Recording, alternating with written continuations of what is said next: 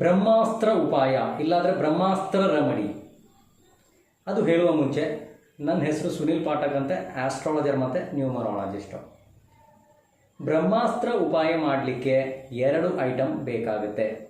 ಒಂದನೇ ಐಟಮು 108 ಚಪಾತಿಗಳು, ಎರಡನೇ item 5.5 kg ಬೆಲ್ಲ. ಇನ್ನು ಇದು ಶುರು ಮಾಡಲಿಕ್ಕೆ 2 ದಿವಸ ಚೂಸ್ ಮಾಡ್ಬೋದು. ಒಂದಿಲ್ಲಾದರೆ ಮಂಗಳವಾರ ಇಲ್ಲಾಂದರೆ ಶನಿವಾರ. ಬಾಕಿ ಇದ್ದದ್ದು ದಿವಸದಲ್ಲಿ ಇದು ಮಾಡಬಾರ್ದು. ಉದಾಹರಣೆಗೆ ಮಂಗಳವಾರ ಇದು ಶುರು ಮಾಡಿದರೆ 108 ಚಪಾತಿಗಳು, 5.5 kg ಬೆಲ್ಲ 10 ದನಗಳಿಗೆ ಕೊಡಬೇಕು. 1 ದನಕ್ಕೆ 10 ಚಪಾತಿಗೆ ಅರ್ಧ kg ಬೆಲ್ಲ. ಇದಕ್ಕೆ ಈ ಕ್ರಮ ಪ್ರಕಾರ ಕೊಡಬಹುದು. ಆ ಥರನೇ ನೆಕ್ಸ್ಟ್ ಇನ್ನು ಬರುವ ಶನಿವಾರ ಇದೇ ಕ್ರಮ ಪ್ರಕಾರ ಮಾಡಬೇಕು. 108 ಚಪಾತಿ, 5.5 kg ಬೆಲ್ಲ 10 ದನಗಳಿಗೆ. ಮತ್ತು ಮುಂದಿನ ಮಂಗಳವಾರ ಅಂದರೆ ಮೂರನೇ ಸರ್ತಿ ಮಾಡೋದು ಮಂಗಳವಾರ ಬರುತ್ತೆ. ಅದಕ್ಕೂ ಸೇಮ್ ಪ್ರಕಾರ 108 ಚಪಾತಿ, 5.5 kg ಬೆಲ್ಲ 10 ದನಗಳಿಗೆ. ಅಂದರೆ ನಾವು ಸ್ಟಾರ್ಟ್ ಮಾಡಿದ್ದೇನೆ ಮಂಗಳವಾರ, ಶನಿವಾರ, ಮಂಗಳವಾರ.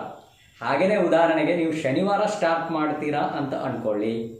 ಶನಿವಾರನೂ ಈ ಪ್ರಕಾರ ಶನಿವಾರ ದಿವಸ 108 ಚಪಾತಿ, 5.5 kg ಬೆಲ್ಲ 10 ದನಗಳಿಗೆ.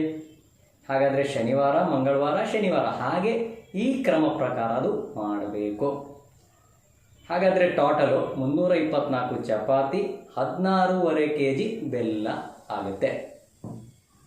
ಇದು ಮಾಡಿದರೆ ಏನು ಪ್ರಯೋಜನ, ಇಲ್ಲಾಂದರೆ ಏನು ಅದಕ್ಕೆ ಲಾಭ ಅದನ್ನು ಹೇಳ್ತೇನೆ ನಾನು. ಇದು ಮಾಡಿದರೆ ಕೋರ್ಟ್ ಕೇಸು, ಇಲ್ಲಾಂದರೆ ಹಾಸ್ಪಿಟಲ್ ಕೇಸು, ಹೆಲ್ತ್ ಇಶ್ಯೂಸು, ಮಕ್ಕಳಿಲ್ಲದವರಿಗೆ, ಮನೆ ಇಲ್ಲದವರಿಗೆ, ಹಾಗೆ ಎಲ್ಲ ಸಮಸ್ಯೆ ಇದ್ದವರಿಗೆ ಈ ಬ್ರಹ್ಮಾಸ್ತ್ರ ಉಪಾಯ ಮಾಡಿದರೆ ನಿಮಗೆ ಖಂಡಿತವಾಗಿ ಫಲ ಸಿಗ್ತದೆ.